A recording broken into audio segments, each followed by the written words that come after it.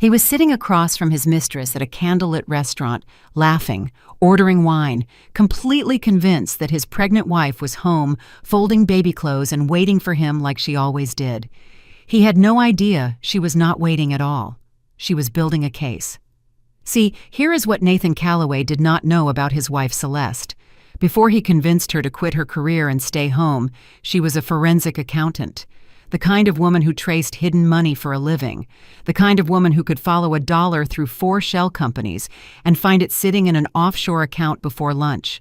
And for 6 months, while he smiled with his mistress every Tuesday and Thursday night, Celeste was documenting every hotel charge, every calendar lie, every photograph, every cent.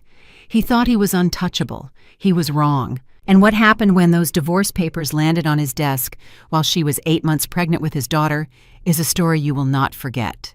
Stay with me. This one hits different. Value statement and lesson. Before we begin, here is what this story is really about. It is not just about betrayal. It is not just about revenge. It is about the moment a woman remembers who she was before someone convinced her to become less. It is about the difference between a life built on someone else's approval and a life built on your own terms. If you have ever felt invisible in your own home, if you have ever shrunk yourself to make someone else comfortable, if you have ever wondered whether starting over is even possible, this story is for you, because the answer is yes, and how you start over matters more than why you had to. If this story stayed with you, if it made you feel something, do me a small favor. Hit that subscribe button and turn on notifications so you never miss a story like this. Drop a comment below and tell me, what moment hit you the hardest? Was it the envelope on his desk? Was it the pharmacy scene? Was it the school gate at the end? I read every single comment, and your words keep this channel alive. And if you know someone who needs to hear this story tonight, share it with them. Sometimes the right story at the right time can change everything.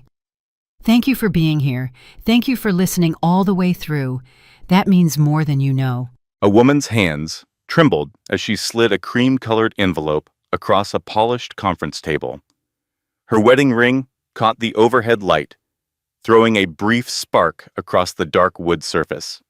On the other side of the table, a man in a charcoal suit picked up the envelope with the slow precision of someone who already understood that certain moments cannot be reversed once entered.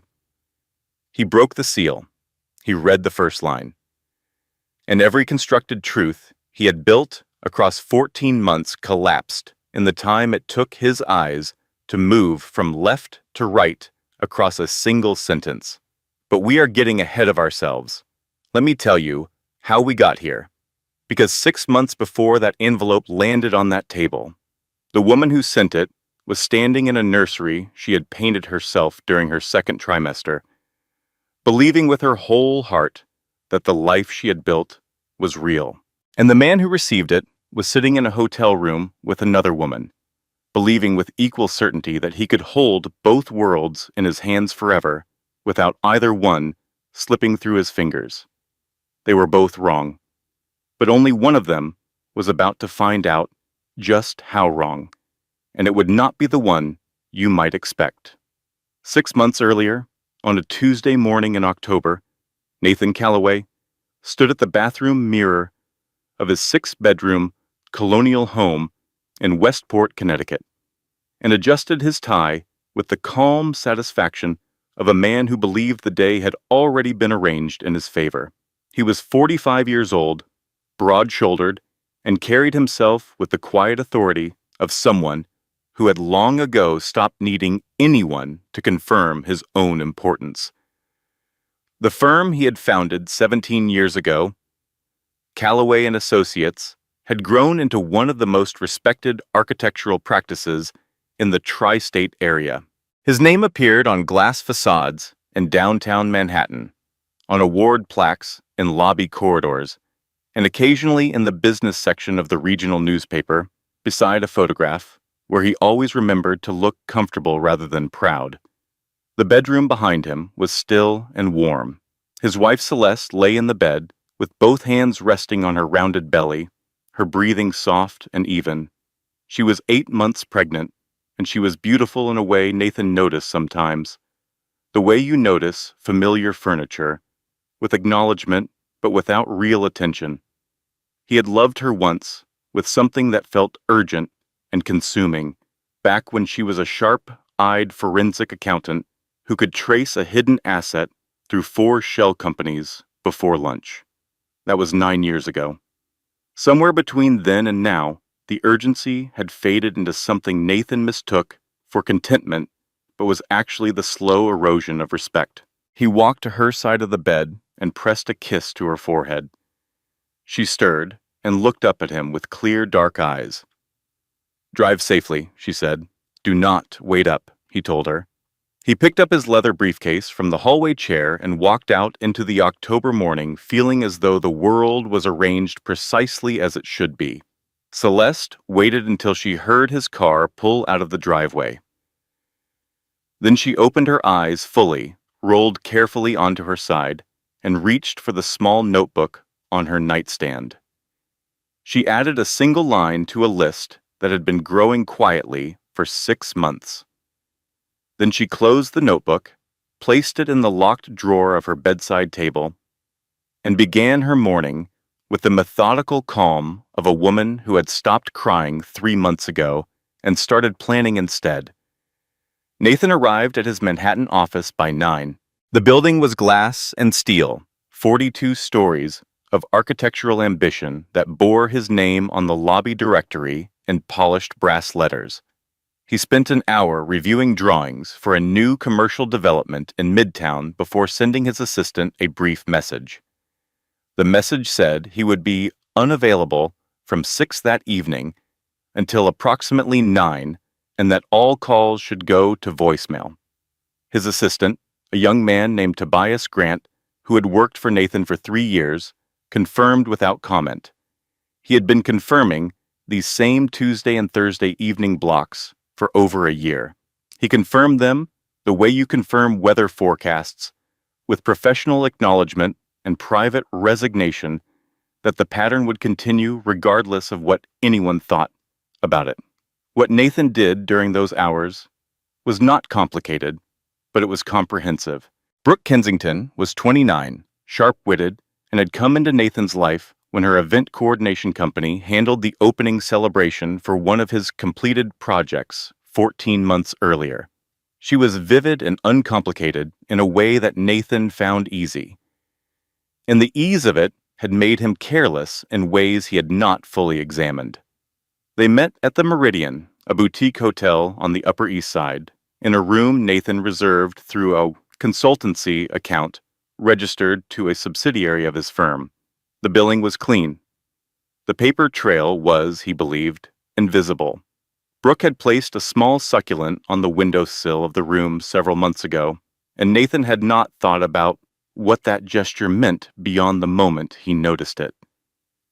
He had not thought about what any of this meant beyond the moment, because he had spent 14 months constructing a version of his life in which consequence had no logical place. That Tuesday evening, he sat across from Brooke at a restaurant near the hotel and listened to her talk about a difficult client and thought to himself that this was simple and comfortable and entirely without complication. He ordered wine. He raised his glass. He smiled across the table.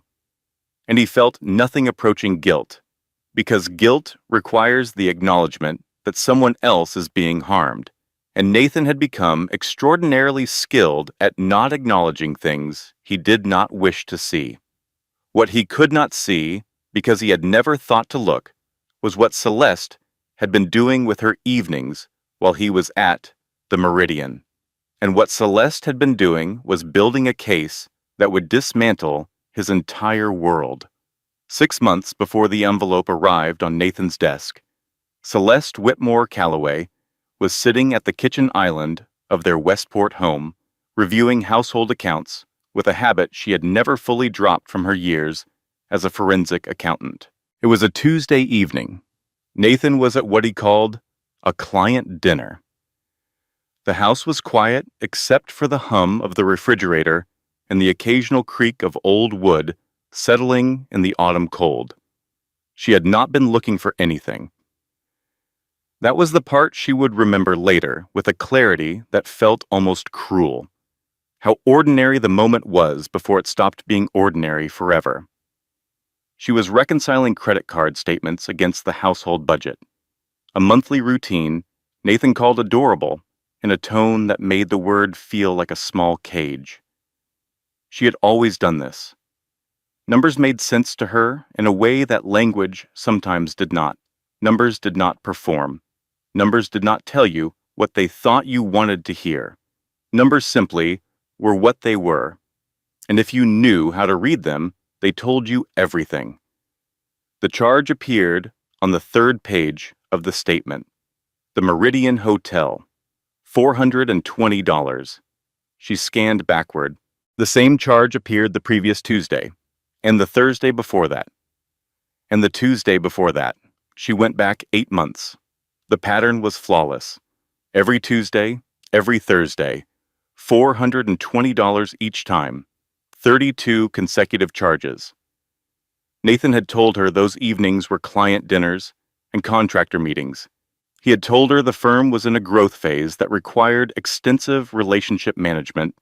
He had told her these things casually, the way you mention weather or traffic, embedding deception in the ordinary rhythms of domestic conversation, so that questioning it would feel like questioning whether it was raining. Celeste sat with that information for a long time without moving. Her hands were very still on the page. The baby shifted inside her, a slow roll that she felt against her ribs. She placed one hand on her belly and held it there. And something happened in that moment that she would not fully understand until much later. She made a choice. Not the choice to confront or to cry or to call her sister in a panic. She made the choice to be exactly who she had been before Nathan Calloway ever walked into her life and gently, persistently convinced her to become someone smaller. She had spent 9 years tracing hidden assets and financial deception for a regional accounting firm before Nathan had encouraged her to leave her career and focus on their home and their future together. He had framed it as an investment in their partnership. She had agreed because she loved him and because she trusted his vision for their life. What she understood now, sitting at the kitchen island with 32 hotel charges glowing on the screen in front of her, was that she had confused love with the willingness to disappear. She stood up. She walked to the bathroom. She locked the door. She sat on the cold tile floor and cried so hard she could not breathe. The baby kicked. A strong, definitive kick, right against her palm. "I know," Celeste whispered to her belly. "I know. Give me a minute." She gave herself exactly 4 minutes. She timed it. 4 minutes to fall apart. Then she washed her face, looked at her reflection in the mirror, and watched something shift behind her own eyes that she recognized from years of professional work. It was the look she used to get when she opened a new case file and realized the numbers were going to tell her a story that someone had paid a great deal of money to keep hidden. She called her sister. Rosalind Whitmore, known to everyone who mattered as Roz, answered on the third ring. She was mid-shift at Stanford Hospital, where she worked as an ER nurse, and her voice carried the particular blend of alertness and exhaustion that 12-hour shifts produced. Celeste said 4 words. "He is cheating on me." The silence on the other end lasted exactly 3 seconds, which was the longest Roz had been quiet about anything in her entire adult life. "I am coming over," Roz said. "Do not touch the knives. That is a joke. Mostly." Roz arrived 40 minutes later with grocery bags. Celeste, who had spent the intervening time sitting at the kitchen island without moving, stacking and restacking the evidence in her mind the way she used to organize case files, looked up when her sister walked through the door. "What did you bring?" Celeste asked. "Ice cream," Roz said. setting the bags on the counter, wine that you cannot drink because you are pregnant, and a legal pad. We are going to eat our feelings, and then we are going to plan. Celeste almost smiled, almost, not quite, but the muscles in her face moved in that direction, and it was enough. They sat at the kitchen island until midnight. Roz listened without interrupting, which was the most difficult and most generous thing she knew how to do. Celeste laid out the charges, the pattern, the 14 months of Tuesday and Thursday absences. She spoke in the clipped, organized cadence of a professional presenting findings, because that was the only voice she could trust not to break. When she finished, Roz set down her spoon and looked at her sister with an expression that was equal parts fury and tenderness. "Here is what we are not going to do," Roz said. "We are not going to confront him tonight. We are not going to confront him tomorrow. We are not going to give that man a single second of warning before you are ready to bring the whole thing down on his head. You were the best forensic accountant in this state before he convinced you to quit. So, you are going to do what you do best. You are going to follow the money.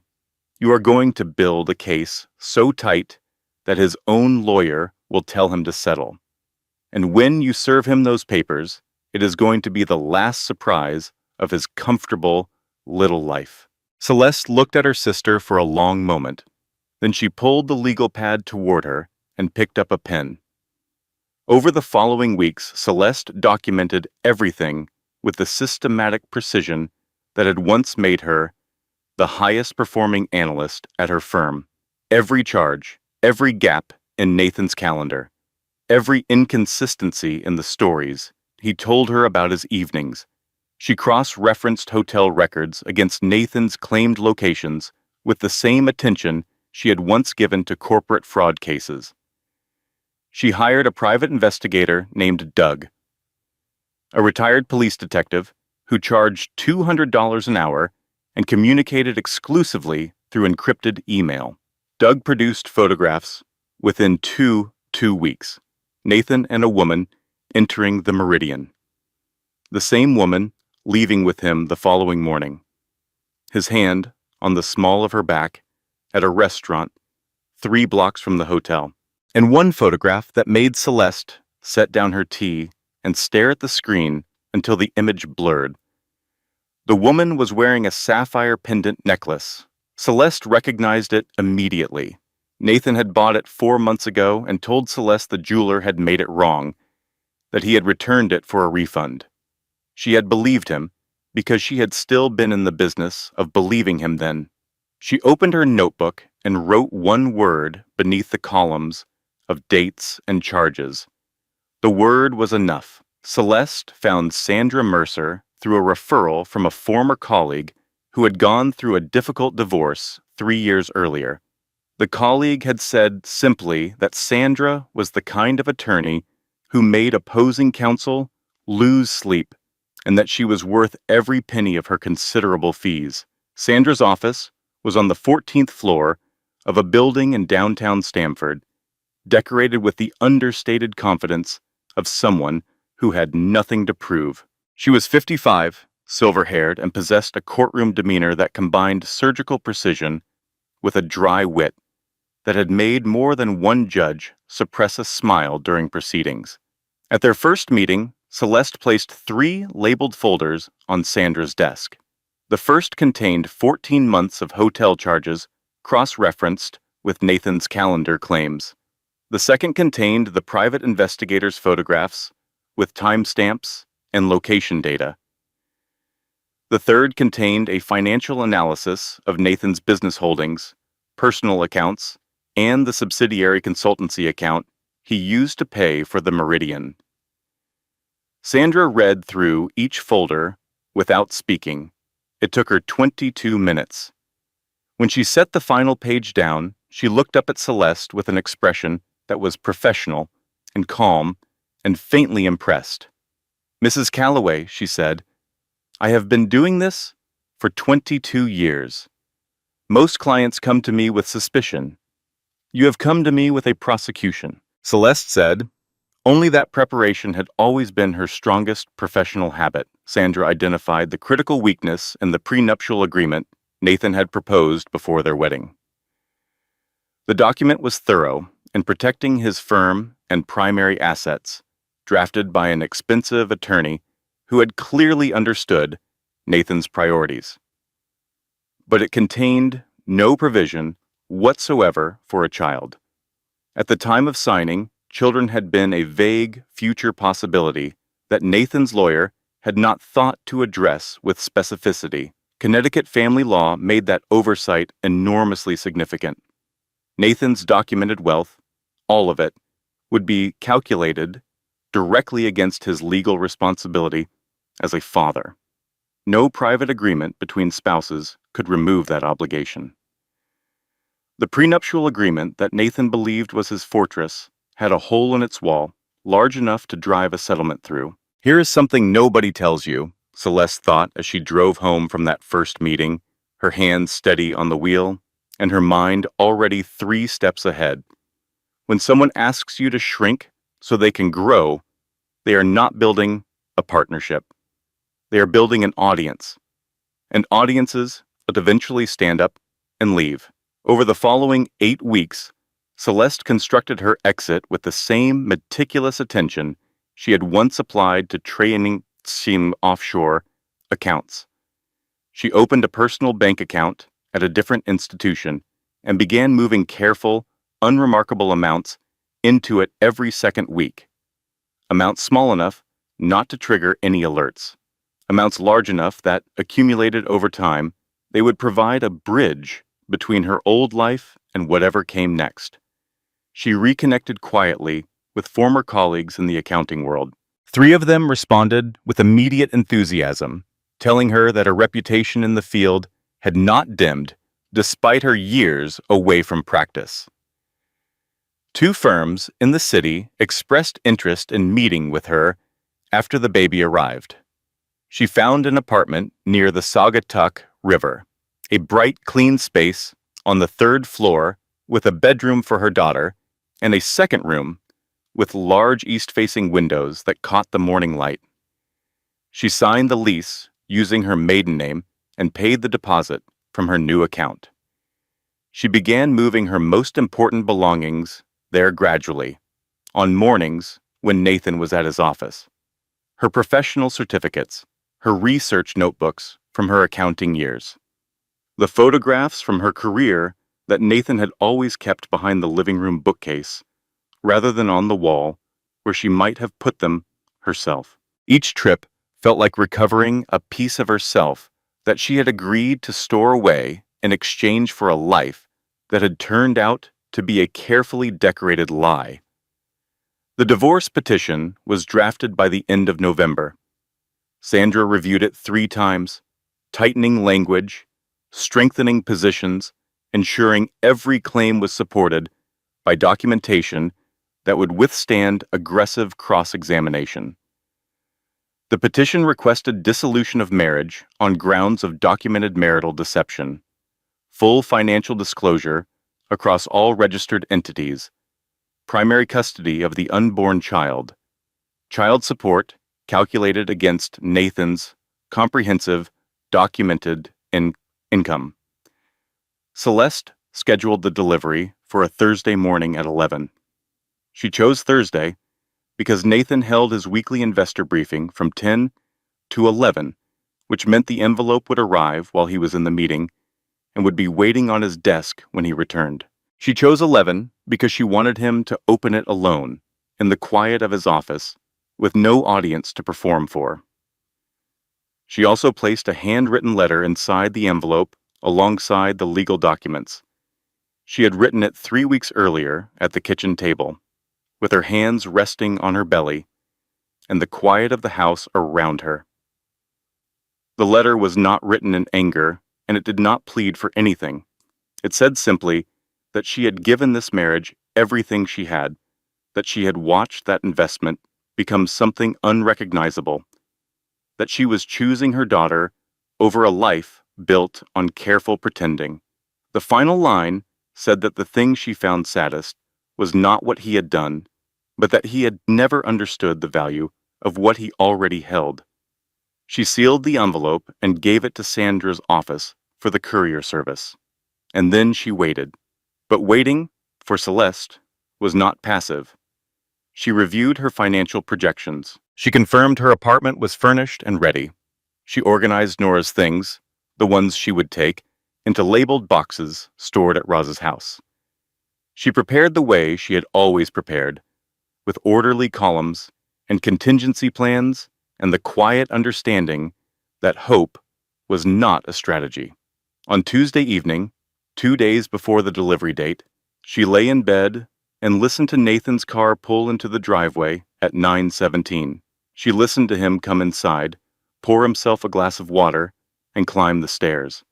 He slipped into bed beside her and kissed her shoulder. "How was dinner?" she asked, her voice perfectly neutral. "Long," he said. "The Henderson Project is getting complicated." There was no Henderson Project dinner. There was only Brooke and the Meridian, and a hotel room with a succulent on the windowsill. Celeste knew this because her private investigator had confirmed Nathan's location 90 minutes earlier, but she said only that she hoped it went well, and Nathan murmured agreement, and within 10 minutes, he was asleep. Celeste lay in the dark and placed both hands on her belly and said nothing. 2 more days. The thing about carefully laid plans is that they assume the world will cooperate with their timing.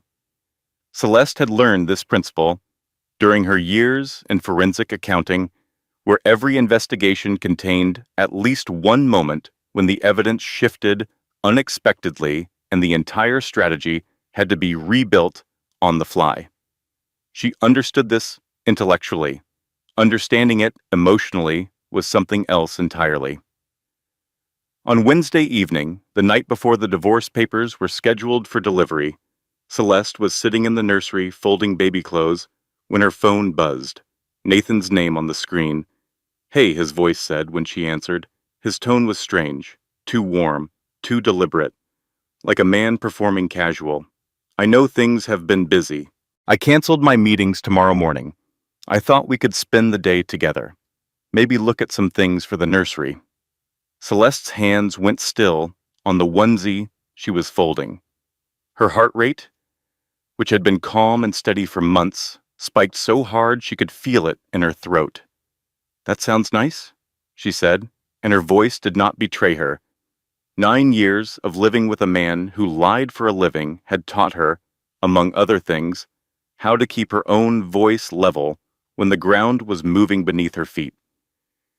She ended the call and immediately opened the cloud account linked to her old college email, the one Nathan did not know existed. She pulled up her financial records. Everything looked normal. Then she checked the joint account statement and saw it. One charge dated 3 days earlier to Douglas Wright Investigative Services. $200. She had paid Doug from the joint account exactly once, a mistake she had made during a week when her personal account was between transfers, and she needed the invoice cleared before a deadline. She had intended to reclassify it later. She had not reclassified it, and Nathan, or someone with access to Nathan's accounts, had seen it. He did not know what she knew, but he knew she had hired a private investigator, and a man who was keeping a secret would understand immediately what that meant. Celeste called Sandra. It was 9:14 in the evening. Sandra answered on the 4th ring, her voice carrying the particular alertness of an attorney who had spent 2 decades being called with bad news at inconvenient hours. Celeste explained the situation in 3 sentences. Sandra was quiet for a moment. "If he moves assets tonight," Sandra said, "our entire financial strategy changes. We need to accelerate." The courier service was closed. Electronic filing could not happen until the court opened at 9 the following morning. Celeste was trapped in a house with a man who might be one search engine query away from discovering everything she had built. Sandra said she would have the papers ready for emergency filing first thing. She told Celeste to stay calm to maintain her routine, to give Nathan absolutely no indication that anything had changed. She said these things in the firm, measured voice of a woman who had guided clients through worse. Celeste hung up and sat in the nursery for 3 minutes, breathing. Then she texted Roz, "I think he knows something." Roz responded in 40 seconds. Scale of 1 to 10, 7, Celeste typed. "Then you do not sleep tonight. And tomorrow you move like your life depends on it, because it does." Nathan came home at 9:40. He was cheerful in a way that felt like a costume. He brought Chinese takeout, which he never did on Wednesdays, and he set the containers on the kitchen island and talked about a project deadline while Celeste ate shrimp lo mein and monitored his face for any indication of what he actually knew. He gave nothing away, which meant either he did not know or he was as good at performing normal as she was. Neither option was comforting. They went to bed at 11. Nathan fell asleep within 15 minutes. Celeste lay beside him in the dark, wide awake, her mind running calculations the way it used to during all-night audit sessions. Every few minutes, the baby moved, small shifting adjustments that felt like a reminder that whatever happened next, there was someone depending on the outcome. At 5:30 in the morning, Nathan got up to use the bathroom. The moment the door closed, Celeste reached for his phone on the nightstand. It was unlocked. She had 14 seconds, maybe 20, before the toilet flushed and the door opened. She opened his messages and scrolled until she found a name that made her stomach drop. Henry Calloway. Nathan's older brother, owner of the firm. The most recent message, sent at 11:47 the previous night, read, "We need to talk about the accounts. Something is off. Call me before you do anything." Celeste closed the phone, placed it exactly where it had been, and rolled onto her side. With her eyes closed 3 seconds before the bathroom door opened, Nathan climbed back into bed. His breathing evened out within minutes. Celeste lay in the dark and understood that her situation had just become significantly more complicated. Henry was not just Nathan's brother and business partner. He was a man with full access to the firm's financial records, which meant he had seen the same consultancy account charges that Celeste had traced to the Meridian. But Henry's concern in that message was not about Nathan's affair. His concern was about the accounts, which meant Henry had noticed something else, something financial. And the most likely thing he had noticed was the money Celeste had been moving. She had planned for Nathan as an adversary. She had not planned for Henry. She had one enemy with a secret. Now she had two. Sandra filed the divorce petition electronically at 9:03 on Thursday morning. By 9:20, a courier was en route to the Calloway house in Westport because Nathan had canceled his office meetings and was home. Celeste was in the kitchen when she heard the doorbell at 10:15. She knew what it was. She had arranged for it, even if the delivery location and timing had shifted from the original plan. She set down her coffee cup and waited. Nathan answered the door. She heard the brief exchange with the courier, a signature requested, a thank you, the door closing. Then footsteps back through the foyer. He appeared in the kitchen doorway, holding the cream-colored envelope. His expression was curious, nothing more. He had not yet looked at the return address. "Something from a law office," he said. "Did you order something?" Celeste did not answer. She stood with her back against the kitchen counter and her hands at her sides and watched him turn the envelope over and read the return address. Sandra Mercer, Family Law Associates. She watched his face change. It happened in stages, like weather moving across a landscape. Curiosity, confusion, recognition. And then something cold and still that was more frightening than anger because it was the face of a man deciding how to perform his next emotion rather than actually feeling one. He opened the envelope right there in the kitchen. He read the first page, standing up. By the second page, He had moved to the island and was leaning against it, with both hands flat on the granite. By the third page, he had found the photographs. He held one up. Nathan and Brooke entering the Meridian. Timestamp in the lower corner. You had me followed, he said. His voice was level and controlled. You gave me a reason to, Celeste said. He set the photograph down and continued reading. The financial analysis, the cross-referenced hotel charges against his claimed locations.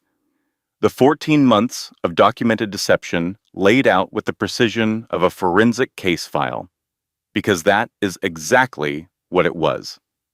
When he finished, he looked at her across the kitchen island, the island where she had discovered the charges 6 months earlier, the island where she had sat with Roz and built her plan, the island that had been the silent witness to the entire dismantling of their marriage from both sides.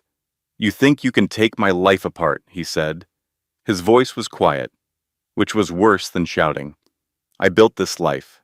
Every room you are standing in, every piece of furniture you are touching. You were nothing when I found you. Celeste felt those words land in her chest like stones, not because she believed them, but because she recognized them.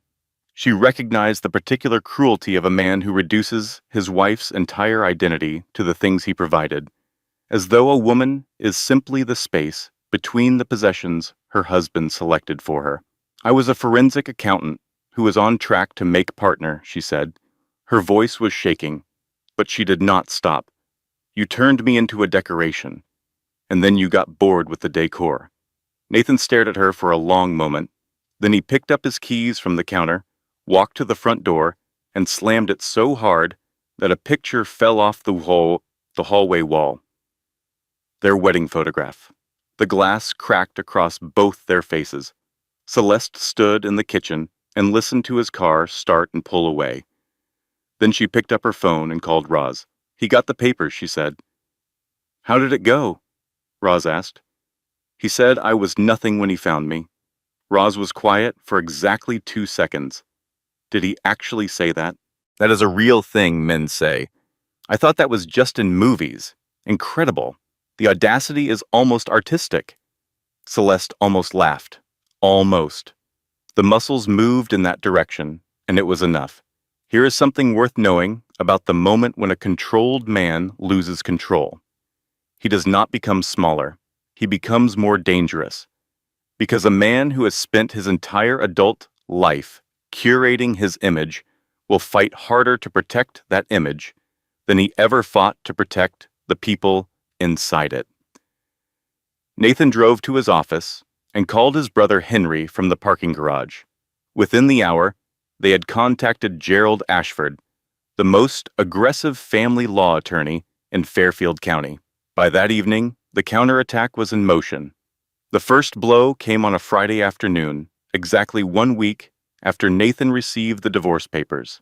Celeste was at the pharmacy, picking up prenatal vitamins. She handed her credit card to the pharmacist, a kind-faced woman she had been seeing monthly throughout her pregnancy. The card was declined. Celeste tried a second card, declined. She stood at the counter, 8 months pregnant, and felt the particular humiliation of financial helplessness in a public space. The pharmacist's sympathetic expression, the woman behind her in line pretending to look at her phone. She paid with $14 in cash from her purse and walked to her car and sat in the parking lot for 3 minutes before she trusted herself to drive. Nathan had frozen the joint accounts, all of them. Her personal account still had the money she had moved, but the joint accounts, which held the operating funds for the household, the prenatal care costs, the insurance payments, were locked. Sandra filed an emergency motion that afternoon, but the damage was not only financial, it was psychological. It was designed to make Celeste feel exposed and vulnerable at the exact moment when she needed to feel strong. The second blow arrived 4 days later, in the form of a legal filing from Gerald Ashford. The motion was titled, Emergency request for psychological evaluation of petitioner. Celeste read it at Sandra's office, sitting in the leather chair across from her attorney's desk, and felt the words rearrange themselves into something she recognized with the particular horror of a woman watching her own competence being weaponized against her. Gerald's filing characterized Celeste's investigation as evidence of obsessive and paranoid behavior. Her systematic documentation was described as compulsive surveillance. Her methodical financial preparation was framed as secretive asset manipulation indicative of emotional instability. The filing requested that the court mandate a full psychological evaluation before any custody determination could proceed, arguing that the mother's erratic behavior pattern raised concerns about her capacity for sound parental judgment. Nathan had taken the 6 months of meticulous work that represented Celeste's greatest professional strengths and rewritten them as symptoms of a disordered mind. It was, she realized, the most sophisticated lie he had ever told. Because it used the truth, every fact was technically accurate and simply changed the story those facts were telling. Sandra read the filing with the controlled fury of an attorney who had seen this tactic before and despised it every single time. "This is what they do," Sandra said. "They punch back hard and fast and hope you crumble. Are you going to crumble?" "I do not know," Celeste said. Her voice broke on the last word. "Wrong answer," Sandra said. "Try again." A long silence. "No," Celeste said. "Good. Now let me tell you what Gerald Ashford does not understand about you." The third blow was the one Celeste had not seen coming. Henry Calloway called her directly on a Tuesday evening. His voice was warm and concerned and entirely false. "Celeste," he said, "I hope you know I have always considered you family. This situation between you and Nathan is painful for everyone. I want you to know that I am trying to be fair to both sides." Then his voice shifted, just slightly, just enough. "But I should tell you," he continued, "that if this divorce becomes contentious, I may be asked to provide testimony about certain things I observed during firm events over the years, the holiday parties, the client dinners.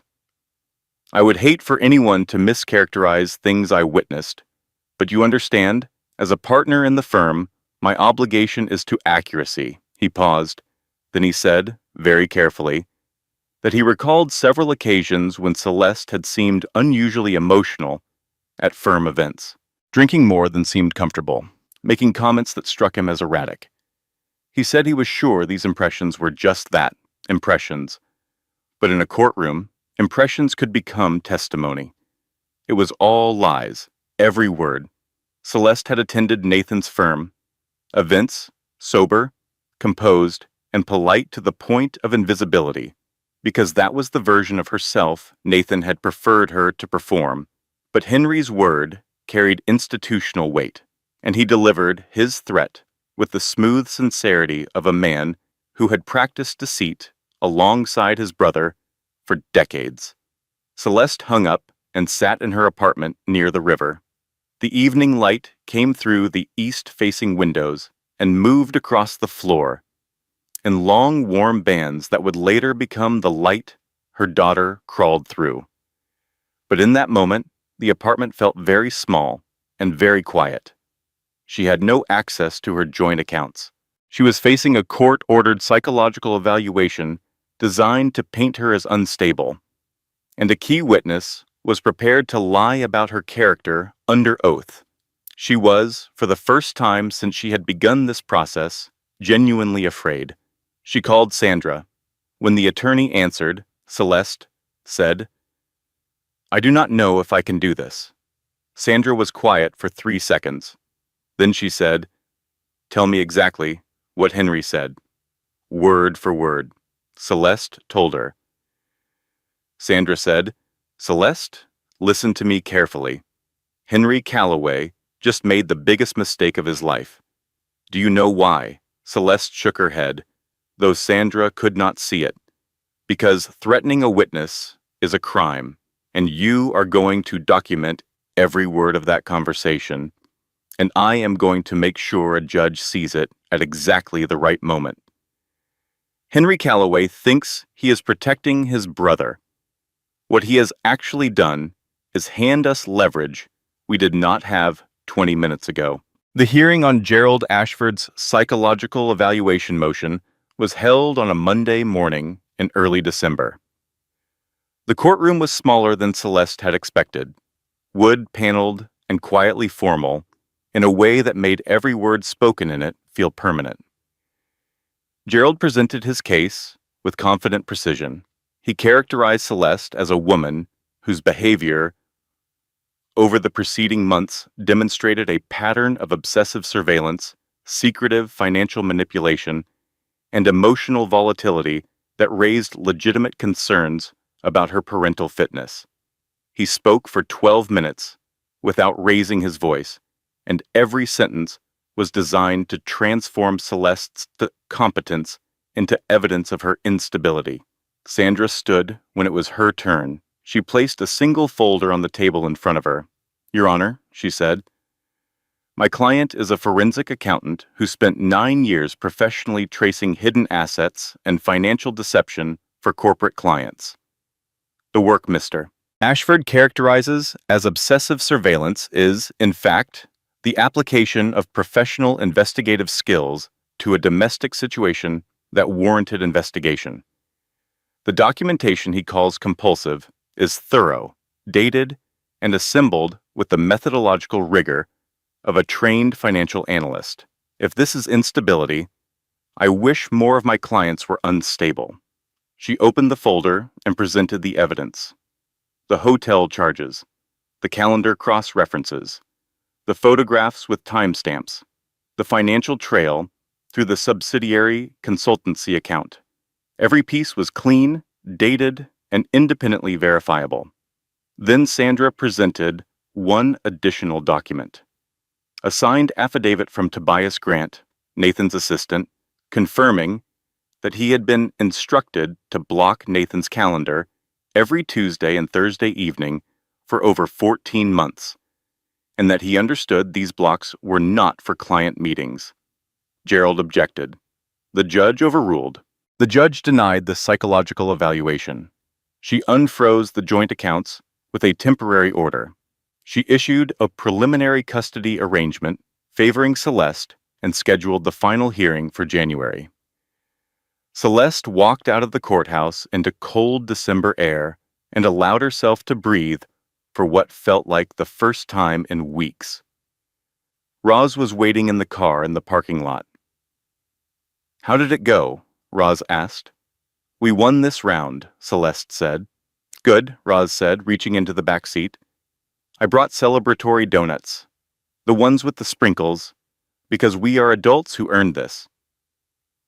Celeste took a donut and bit into it and felt a small, cautious warmth spread through her chest. "Something Sandra taught me that I want every woman to hear," she thought as she sat in the passenger seat of her sister's car. "In a divorce, they will try to make your competence look like crazy. Your preparation will be called obsession. Your self-protection will be called aggression. Name it for what it is. And do not let anyone rewrite your strengths as weaknesses."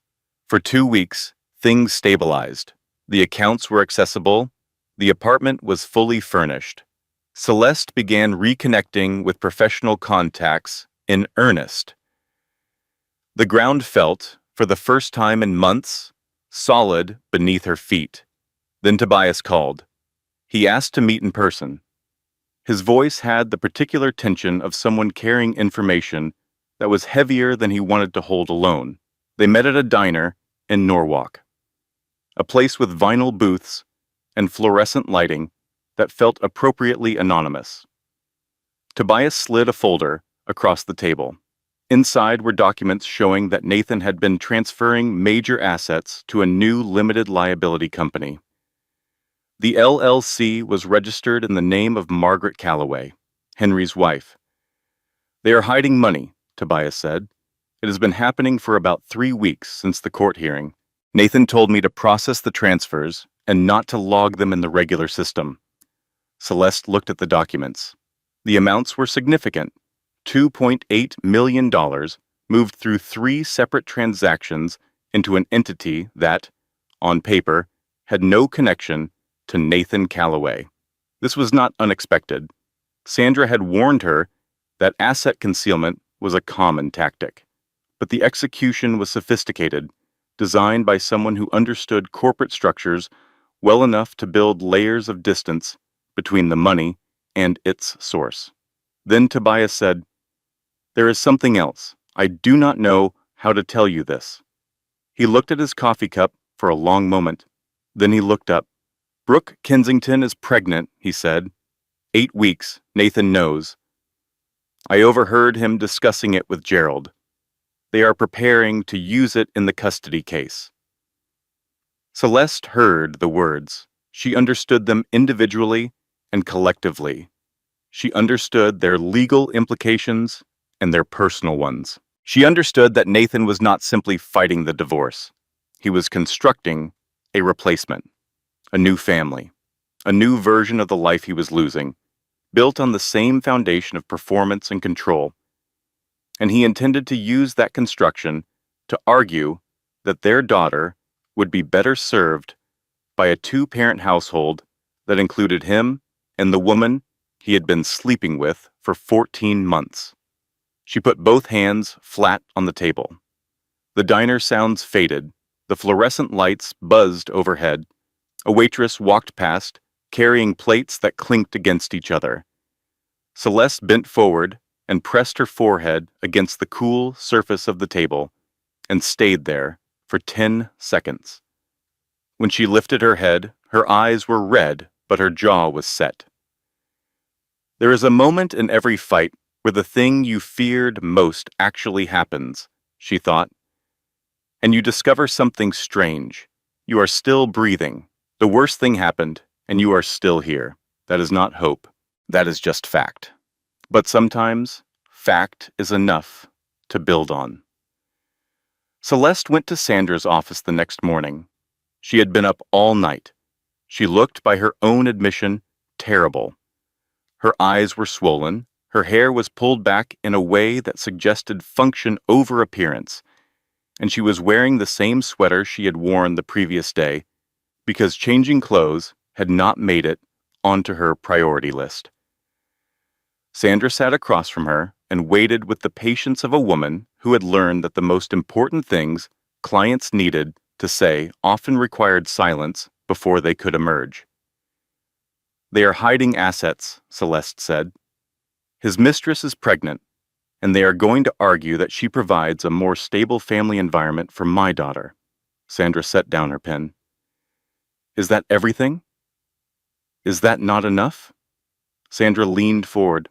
Her reading glasses caught the office light. "Celeste," she said, "you spent 9 years tracing hidden money for a living. He is hiding money. This is not a disaster. This is your entire professional skill set, gift-wrapped and handed to you by a man too arrogant to remember what his own wife used to do for a living." The words landed in the room like a match, striking. Celeste sat very still. Then something happened behind her eyes that Sandra would later describe to a colleague as the most satisfying thing she had seen in a courtroom career spanning 2 decades. The forensic accountant who had been dormant for years woke up completely. Celeste spent the next 3 weeks working, not the cautious, careful work of a woman protecting herself, the focused, relentless work of a professional doing what she was born to do. She started with the LLC registered to Margaret Calloway. She traced its formation documents, its registered agent, its banking relationships. She followed the money through 3 shell entities, each one layered to create distance from Nathan's name. She mapped transaction flows, identified timing patterns, and built a financial reconstruction that showed, with mathematical certainty, that $2.8 million in marital assets had been concealed. She also discovered something Nathan had not anticipated.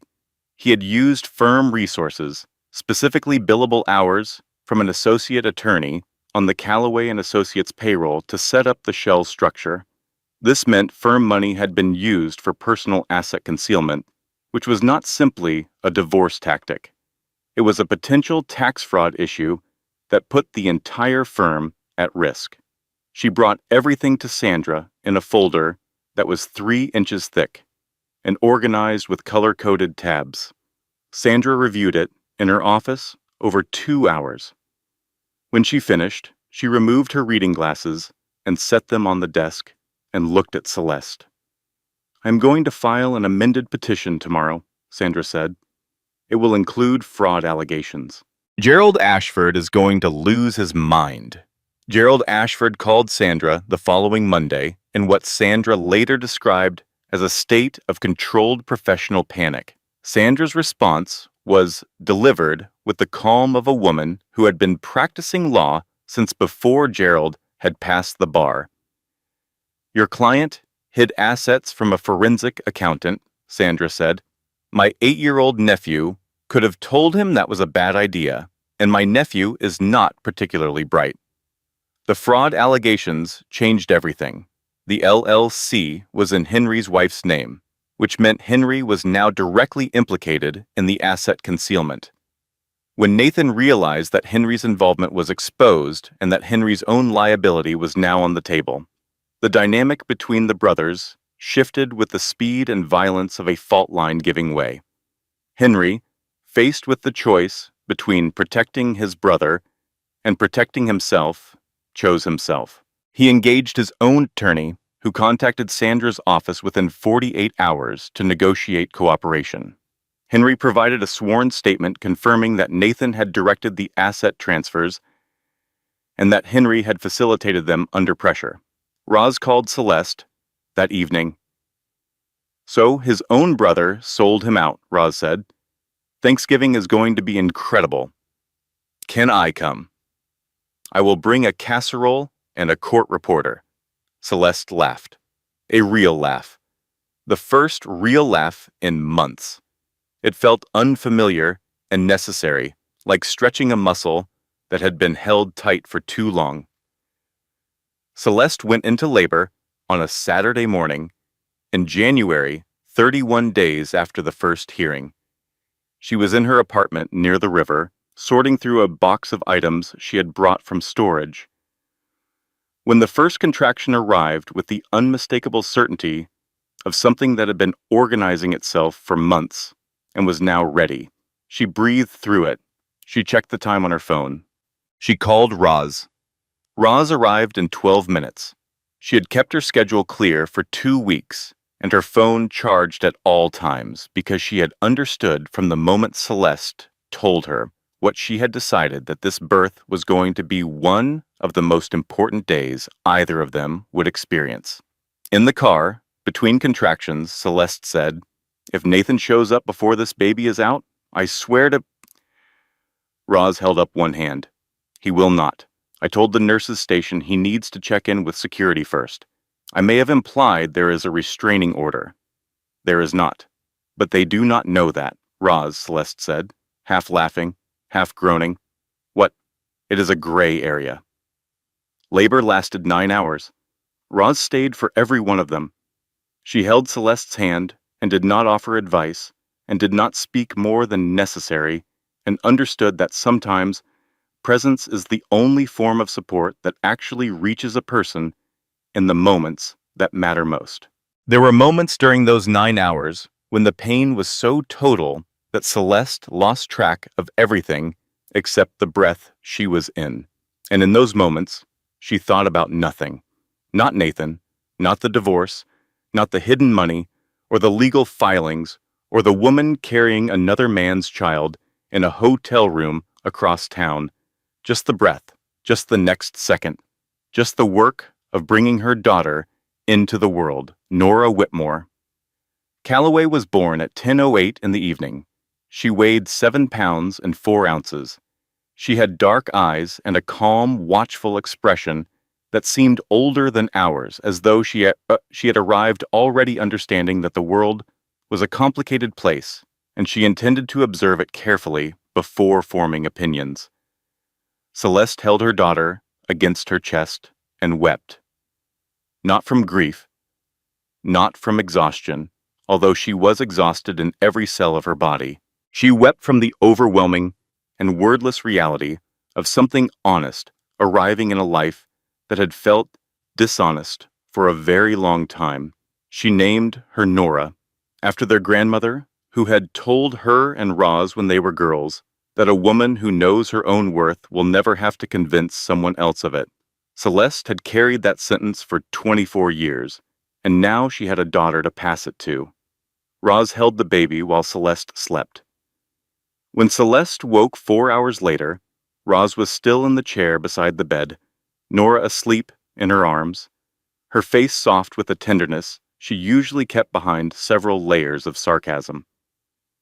"She has your nose," Roz said quietly. "Poor kid," Celeste said. "Your nose is fine," Roz said. "It is the rest of your taste and men we need to work on." Nathan received notification through Gerald's office that evening. A daughter, healthy, mother and baby, both well. Visitation available the following afternoon between 2 and 4. He arrived at the hospital at 1:58. He had chosen a gift himself rather than delegating. A small stuffed rabbit with soft gray fur that he had picked from a shelf of identical options and held in his hands in the store for several minutes, trying to select the right one, not understanding that they were all the same and that the choosing was the only part that mattered. The nurse showed him to Celeste's room.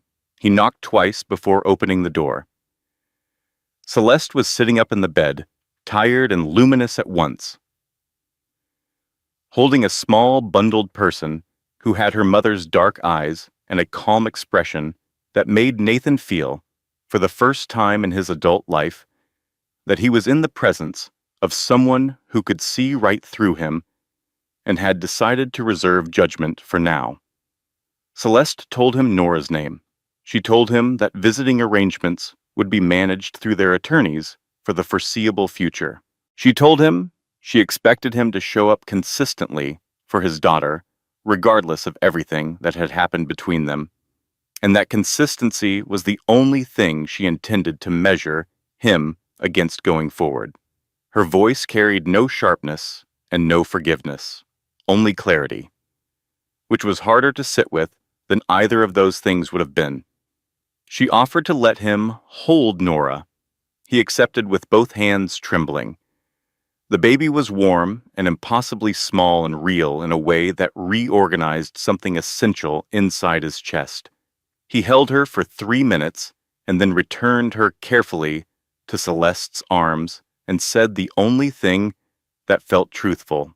"I am sorry," he said, plainly, without explanation or request attached to it. Celeste looked at him for a moment before she responded. "I know," she said. "Sorry is a beginning, not a resolution." Then she looked down at Nora, and Nathan understood from the quiet completeness of that gesture that the conversation had arrived at its natural end. The final divorce hearing was held on a Wednesday morning in March, 7 weeks after Nora was born. The courtroom was the same wood-paneled room where the psychological evaluation motion had been denied 3 months earlier. Sandra Mercer sat beside Celeste at the petitioner's table, with the calm focus of a surgeon entering an operation she had prepared for comprehensively. Gerald Ashford presented Nathan's position. He spoke about Nathan's therapeutic progress, his consistent visitation record, his genuine commitment to co-parenting. He requested equal custody and argued that Nathan's recent behavior demonstrated meaningful personal growth. Sandra stood. "Your Honor," she said, "Mr. Calloway asks this court to believe he is a changed man. I would like to believe that is possible. But 3 weeks ago, his client was still concealing assets in a limited liability company registered to his sister-in-law. Changed men do not hide money. Changed men do not weaponize custody proceedings. Changed men do not send family members to threaten witnesses. Changed men show up differently. And so far, all Mr. Calloway has changed is his strategy. She presented the complete amended case, the affair evidence, the 14 months of hotel charges and photographs, the subsidiary account used to fund the deception, the hidden assets traced through 3 shell entities, Henry Calloway's sworn statement confirming his brother directed the concealment, the recordings of Henry's threatening phone call to Celeste. Gerald objected twice. The judge overruled both times. The judge ruled decisively. Primary custody to Celeste. Substantial child support calculated against Nathan's full documented wealth, including the previously concealed assets. A property settlement generating independent income. Regular visitation for Nathan, contingent on continued consistency. And a formal note in the court record regarding the attempted asset concealment and witness intimidation. Nathan sat in the courtroom and, for the first time in the proceedings, did not perform. His face was simply the face of a man who had lost something he could not get back, and who was beginning to understand, slowly and painfully, that the loss had not started with the envelope on his desk. It had started years earlier, on the day he looked at a brilliant woman and decided she would be more useful to him as an audience than as a partner. Celeste walked out of the courthouse and did not look back. Nathan did not contest the settlement. The aftermath arrived not as a single moment, but as a series of quiet reckonings that unfolded over the following months. Brooke Kensington, after learning the full scope of Nathan's deception and the legal consequences he now faced, ended their relationship. She told him, in a conversation that lasted less than 5 minutes, that he had not wanted her. He had wanted someone who made him feel like he had not lost anything. That is not love, she said. That is furniture. Henry left the partnership. The brothers did not speak for a long time afterward. The firm survived, but diminished. Nathan's name remained on the building, but the name felt different to him now. It felt like a monument to a version of himself that had been constructed entirely from ambition and performance, and had contained, at its center, nothing that could sustain weight. He began therapy, not as a redemption arc, because redemption implies a destination, and Nathan was nowhere near a destination. He was simply a man sitting in a room with a therapist named Bernard, who had no tolerance for performance and considerable patience for honest effort. Bernard asked him, in their first session, what he had believed success was supposed to feel like. Nathan sat with the question for a long time. He did not have an answer, but he sat with it, and that was something. He never missed a scheduled visit with Nora. He arrived on time. He engaged with his daughter with genuine and full attention. He respected every boundary Celeste had established, without negotiating against them. He did not use Nora as a reason to reopen conversations with her mother. He showed up consistently and without drama, because consistency was the only honest thing he had left to offer. Celeste returned to professional work with a momentum that surprised people who had known her only in the context of Nathan's life. She joined a mid-sized accounting firm that specialized in sustainability finance. The skills she had built over 9 years had not diminished during her time away. They had, if anything, been sharpened by the experience of applying them to her own life. Within 5 months, she was leading her own client portfolio. Within 9 months, she had been invited into a senior advisory role. She accepted with the quiet confidence of a woman who had stopped apologizing for her own competence. She raised Nora in the apartment near the river. The morning light came through the east-facing windows every day and moved across the floor in long, warm bands that Nora, once she was old enough to crawl, would follow with extraordinary concentration, as though tracking something essential that only she could see. Celeste began writing in the evenings after Nora was asleep. Long-form pieces about financial literacy, professional re-entry, and the particular challenges women face when rebuilding lives that had been structured around someone else's priorities. A small online publication began running her essays monthly. The work found readers, the readers sent messages. Celeste answered some of them and understood that her experience had become something useful beyond herself. Roz came for dinner every Sunday. They ate and talked about ordinary things, the week, the neighborhood, what Nora had learned, what was growing in the window box above the kitchen sink. Celeste understood that this regular and unremarkable presence was among the most valuable things in her life.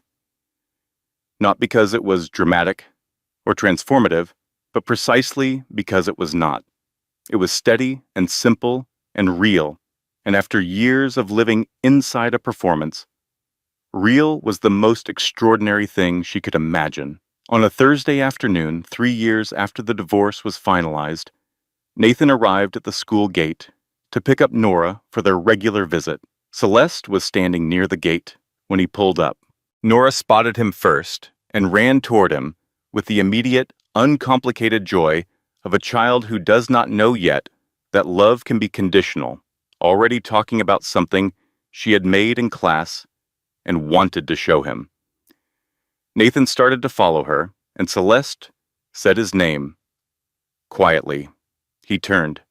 She looked at him with an expression that held neither warmth nor coldness, only the clear and settled presence of a woman who had built something entirely from her own choices and had no need to explain or justify or perform for anyone. Nora talks about your time together with real happiness, she said. I thought you should know that. Then she turned and walked to her car. Nathan stood at the school gate and watched her go. It was the most honest and complete thing anyone had said to him in years. It had cost her nothing to say, and it meant everything to hear. And the distance between those two facts contained the entire story of what he had lost and what she had built. People ask me when I knew I would be okay, Celeste wrote in an essay that would be published the following month. And the honest answer is that I did not. There was no magical moment where I felt strong. There were just moments where I did the next right thing, even though I was terrified. And eventually the terror got quieter, and the right things got easier. That is not a fairy tale. That is just what rebuilding looks like. Some lives do not return to what they were after they have broken. They become something different, something more considered, something built on ground that has been tested and shown what it can hold. Celeste had her daughter, her work, her sister's Sunday dinners, the morning light moving across the floor of a home that was entirely and completely hers. That was not settling. That was everything. Disclaimer: this content was fully researched, developed, and manually edited by our team to deliver meaningful stories with real-life lessons. Every character is fictional, but the emotions are universal. We create these stories not just to entertain, but to remind you that strength is not about never falling. It is about what you build after you stand back up. Thank you for supporting original storytelling. We will see you in the next one.